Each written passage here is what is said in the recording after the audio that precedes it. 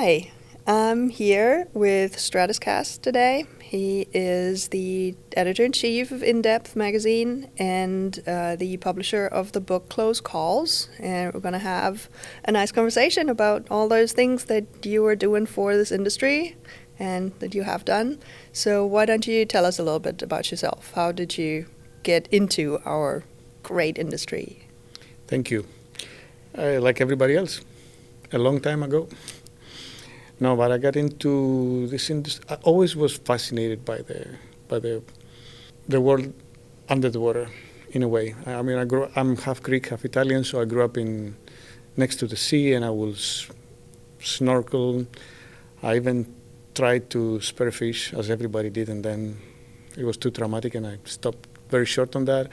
But I always liked to be underwater. I just was very, very bad at holding my breath, and it always felt limited. So once I was on a cruise, like you do, and the option was like, you want to go shopping or, you can go scuba diving. And it was an easy choice. But I never imagined that this would change my life. So I took probably the biggest number of DSDs that everybody could take, because nobody told me that this was not the way that you do.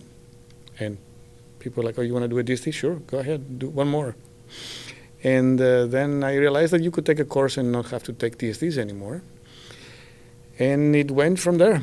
And then one day, like every other recreational diver that, you did this and you did that and you did your advanced open water, etc., I saw an early GUE video, and I'm like, okay, this looks nice. This looks like from outer space comparing to what I see myself.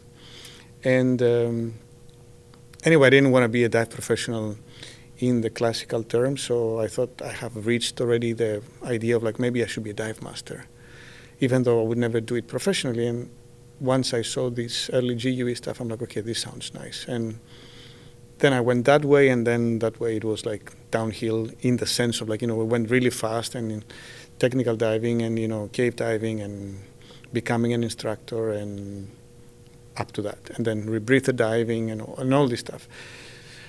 And that was the diving part. Then the diving part, like for so many other people, it became, you always want to do diving with a purpose. And this was also the motto that I still carry with me now. It's nice to dive, but essentially after a certain point when you're confident of your skills or, of your need to learn things, you want it to be the way that it will bring you to do other things with it.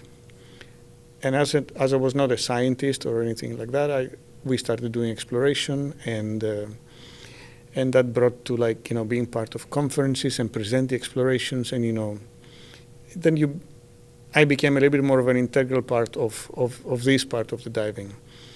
And then at some point, Eurotech 2018 came along. And I was invited there to go and speak about the logistics of balancing the safety and the efficiency when you film in extreme conditions, which is actually a very interesting subject. And at the time, I was doing a lot of extreme weather expeditions, and both in hot, but mostly in cold weather. So there was a lot of knowledge there, so I did this presentation in England, the Eurotech, the year that was the big event of the Thai rescue. So it was a very big event by itself. And in the backstage of that event, at some point, I met one colleague of mine that was another fellow presenter on the show, and I asked him, like you do, like, what are you talking about? It's like, oh, I'm talking about this and that, but one day I want to speak about all my screw-ups. And I'm like, what do you mean? It's like, oh, this and that, and I'm like, okay, that sounds very interesting. And for fun, I said, like, let's do a book about it. That was I think it was December of 2018. The idea kind of faded out, and then COVID came, and I had nothing to do. So I'm like, okay, this could be a good opportunity to go back to that idea. That was always stayed with me from that early talk with him. And the reason why is that, like everybody else, early in my technical diving, I did a big mistake. I got lost in a cave because I was going into caves without training, because where I was diving, it was possible. It felt like it was. Actually, we didn't know any better. So when I came out of the cave, finally, I never really got lost. I had the sensation of being lost. The feeling was so good and that I was safe after breaking all my promises that I will never dive again, that I will never cave dive again, and, these are good for when you need them. And then I was so shocked about that experience and that fear because I never felt like I was about to die before that. And the issue with being lost in a cave, for example, specifically, is that it's not a quick thing. It's not that you're driving with your car, you have an accident, or you almost have an accident. It's very quick. It's momentarily. You get scared, you get shocked, and it's done. Getting lost in a cave or feeling that you're getting lost in a cave, you have this thing but for a very long time. So you process it and you reprocess it. So it's a huge torture for a person that never had that before. So once I got out of that, it became something that I never wanted to remember. And I never talked about it with anybody. The body that was with me, it felt to me that years after, because we kept diving together, we never talked about it even with each other. What happened there? We were out, we were safe. I went to get training, he went to get training, and that was it. And the reason why was we wanted to forget the sensation of the experience. So we never spoke about with anybody. And never spoke with my family, never spoke with my friends, fellow divers, nobody. So that is one of the reasons why people don't talk about it. And I realized it later that some don't talk about it because it's not supposed to be a good credit for you if you're a professional, especially. I was not at the time, but anyway. But many people, they don't talk about it because it just feels very traumatic. How is it possible that I let myself do such a mistake? And at the same time, when I started reaching out to people to make the book, I saw an incredible relief. Not only I didn't find resistance, people were like, I heard you're doing this book, Phil Shore told me you're doing this book, I have a great story for you. And it wasn't a publicity thing. It was like you felt like they really needed to take it out of their system. So many people never spoke about them before, so it was the first time that people knew the stories. Not all of them. And my first reaction, it was like, I'm very happy that you guys want to talk about it. Like, no, we are very happy that you gave me the opportunity to talk about it. And that's how the book came along. And I realized that, the book came along because Michael Menduno, which was when we first met, believed in the idea of the book, and he kind of opened the door for me, for so many people that I didn't know personally. And I think I got credit from the fact that he was talking about it, and people trusted the idea. Because I have to say that there were a few people that I actually went back to them and tell them, you want to read your story? Are you sure it's not going to hurt your ability to financially support your life? Because you're a full-time professional, you're talking about this and that. I'm like, no. And everybody was like very confident. Nobody changed his mind or her mind, and it was nice. And what came out of that, it was exactly what we planned from the beginning, like that every person who was not, and I was part of them, at the level of these people, like you guys that were in the book, felt more comfortable, not about making mistakes, but about that it's just a mistake. Please avoid them, but it's just a mistake. It's possible that they happen, and if they happen, it's bad, and life goes on, and we need to make sure that, they don't happen again. And the best way is to share that, not only because we learn the technical aspects of how to avoid them, but it's a psychological factor behind it. And it really went that way. People still buy the book today, and it's amazing to still see so many people that are interested in that. And it's not just another book that they want to collect. I get huge feedback from that, and is what we said before we started the interview, like, oh, thank you for the book. I'm like, I just put it together.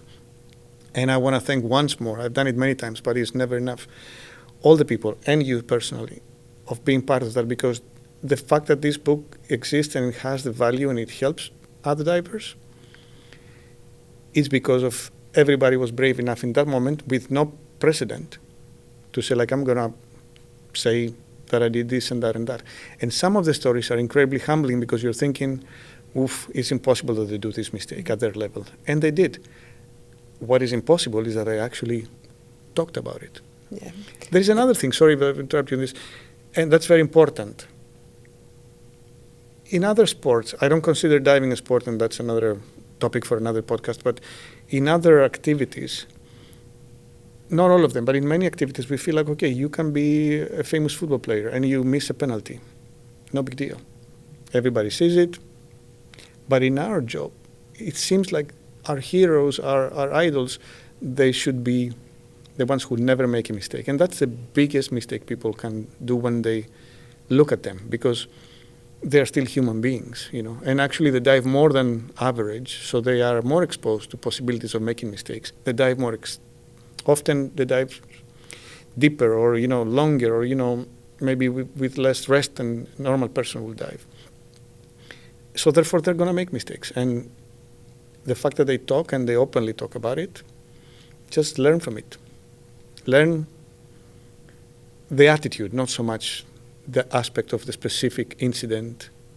This is just a platform to bring the attitude out. And it did it really well. So I was very satisfied with the reason why it happened, how it actually got materialized, and essentially how the public received it. So I'm very happy about it.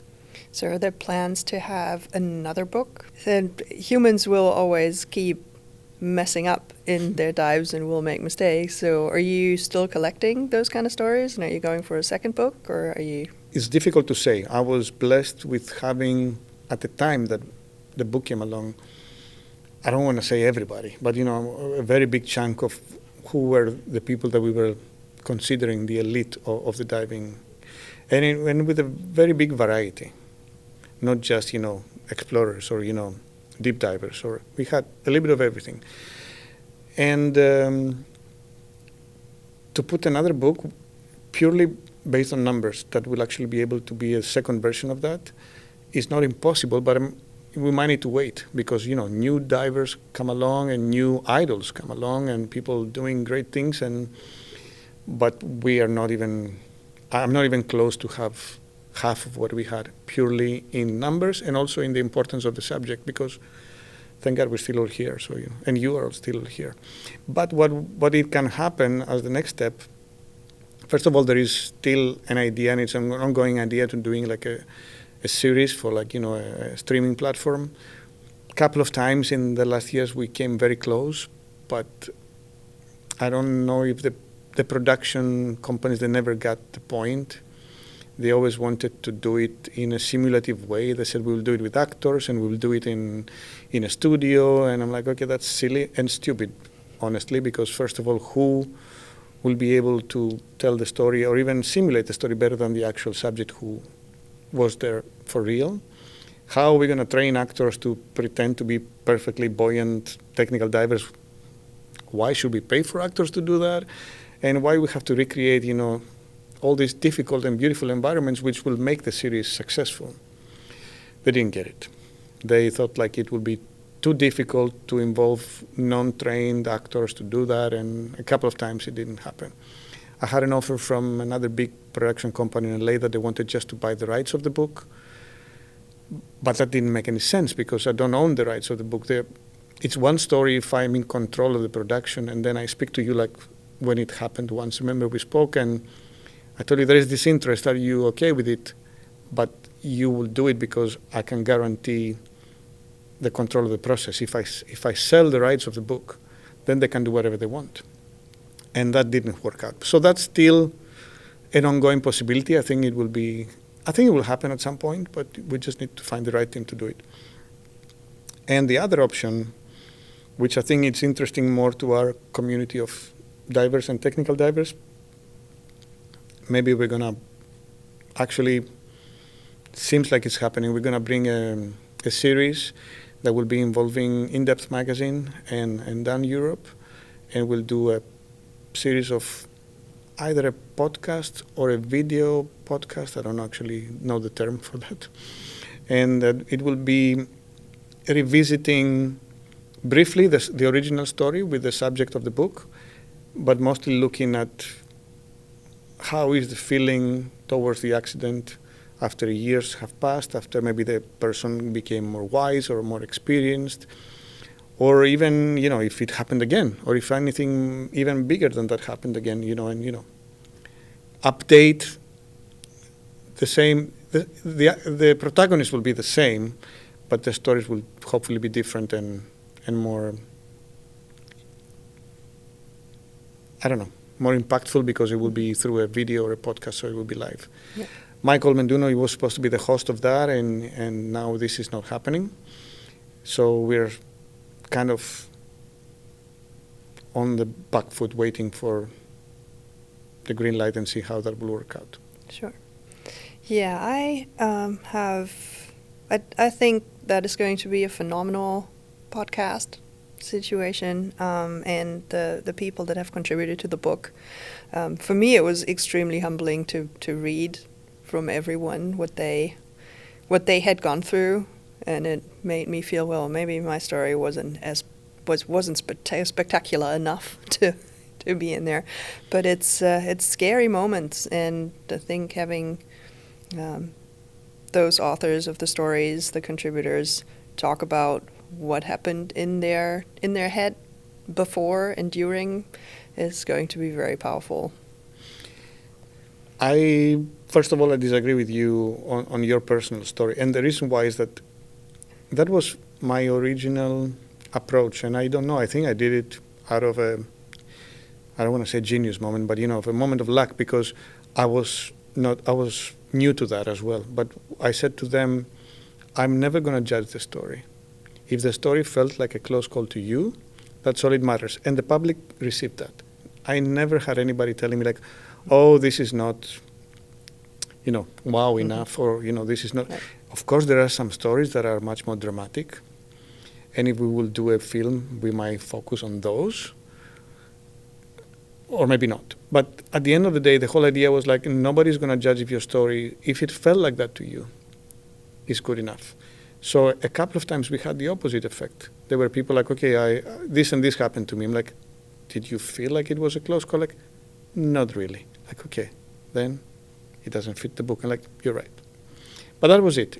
After that, if anybody feels like it's a close call, it's a close call to that person. And, so in your case, and your story was, I'm sure that it was not nice. Well, it was the quick, oh my God, if things go wrong now, that's not going to be good for me. So yes, And that's all you need. Yeah. That is the feeling. So did you expect so many big names in the industry contributing to this when you first started thinking about it with Michael? No. And the main reason was that nobody knew me. I was doing my things, but it was a very small scale in a way.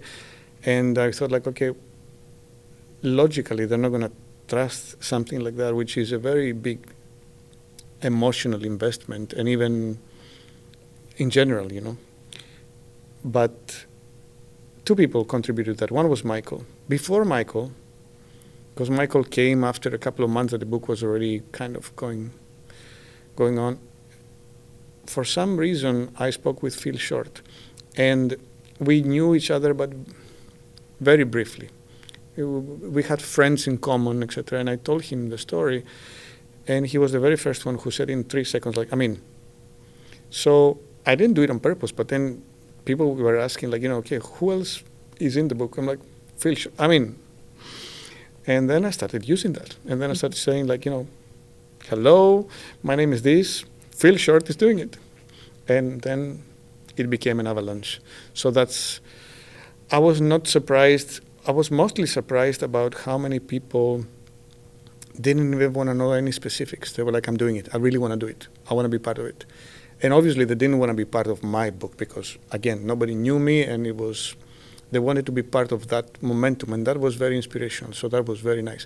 It gave me a very different aspect that I had of the average attitude of our industry. I didn't look at our industry with like doubt about it. We're not worse than anybody else, but that was a moment of impressive positive attitude from a whole industry. Like, seriously, out of 80 people that I contacted, I had 69 yeses. 3 or 4 people couldn't make it for whatever reason, other contracts, etc., or because there were a lot of people that were involved also in the Thai rescue that were like involved in possible film contracts that actually happened in the future. And a few people told me, like, I'm sorry, but I mean, I've been diving for 20 years, never had a close call. I'm like, okay, that's great. And I don't think I had anybody who told me, like, no, I don't want to talk to you about it. So, yeah, I was pleasantly surprised, yes. Nice. The other thing that you do is now you are in charge of InDEPTH Magazine. Sadly, yes. Sadly. But you are looking, what kind of stories are the stories that are read most in what you're publishing right now? Well, this is something that when Michael was still around, and I'm talking in the first half and a half of this year, we were looking at the magazine and how we can even bring it to the next level. Not because it was not good enough, but because it's nice to continue develop, or like Michael used to say, like, question everything. And that's easy to do when you have so much range to do it. And we wanted to make sure that the magazine was treating its readers fairly. What do I mean with this? I feel our readers, and I'm part of them, they have a nerdy part, but mostly they have the curiosity of the nerd, not necessarily other attributes. So what we saw, because we've been monitoring the metrics on the website in full detail this year for the first time, articles that you will imagine that are not, they shouldn't be very well read because they're complicated articles. They are like technical medical articles, or they are very complicated engineering articles. Articles that don't have any eye candy, that they don't have good pictures, or they don't have any pictures.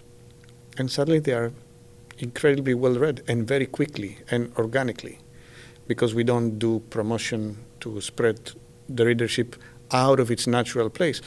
So that was nice, and that gave us an even bigger motivation to focus more on that. So what we want to do with the magazine now is we want to position it somewhere between a scientific publication. We don't ask contributors to pay to be published. That is one difference. We appreciate that. Yeah, of course. No, we appreciate that, actually. And between that and a diving lifestyle situation. So normally when I give an article to, for example, to a doctor or to an engineer, I say, like, write it like if you'll write it for your group of people that, either for a scientific magazine or anything, I will read it. If there are things that I don't understand and I consider myself very average, I don't have more knowledge than the average reader that we have,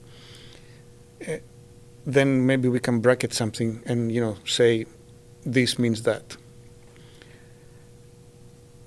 And we didn't need to do that. We get a lot of feedback, this article was good, but we never get like, this is too complicated or too technical. So this is the direction we're going now. So we're going to see more science, more medicine, hopefully more ecology and more, biology into that. We just had in the latest issue an article about biology of the caves, which is something that I wanted to do for such a long time with Tom Morris. And it's easy when you have him do it, and he's very passionate about that for so long. And we thought that this is going to be a very, very limiting article. The ones that are difficult to still push are the ecology articles, which sadly they are not the worst read, but they don't do as well as other things. But they will get there. Slowly we'll put them out. And so we will see medicine, we will see ecology, we will see engineering, more engineering than before, because a lot of divers, they love their gadgets, but they also love to understand the science behind and the engineering behind it. And Of course, we will keep using expeditions and exploration, and we'll keep Michael's vision, which was, to write everything about our industry that, you don't find elsewhere, without becoming fanatic of the exclusive. But it's actually pretty easy to do, because our articles I'm very lucky because I don't have to make sure that, the articles are going to be liked, and that they are going to be liked by our sponsors or by our supporting advertisers, because they really want us to continue to what we're doing. Everybody's just, their big fear when, I took over after Michael was like, don't change anything, like, no intention. Why should I? This is a gift to me, So we're just going to develop it and evolve it in ways that we were already planning to do with Michael anyway. And hopefully I will be able to do it. These are not easy shoes to fill at all. And I'm going to give it my best. I have an incredible team behind me to support me. And again, for the second time, just like with the book, I have the trust of so many people that probably, again, for the second time, with the signature of Michael underneath, they trust me because of that. So that's the story. Yeah. Glad to hear it. And I'm absolutely convinced you will do well with the magazine, and we're looking forward to reading more. Well, thank you, Stratis, for making the time and being on our podcast. I appreciate your time. Wish you a lot of success with InDEPTH Magazine, which I'm convinced you will have. And we're looking forward to the next issue. Thank you very much for having me here. It's a pleasure, always a pleasure to speak with you, and thank you for the wishes. We will do everything we can to make it even better if that's possible. Thank you very much. Thank you.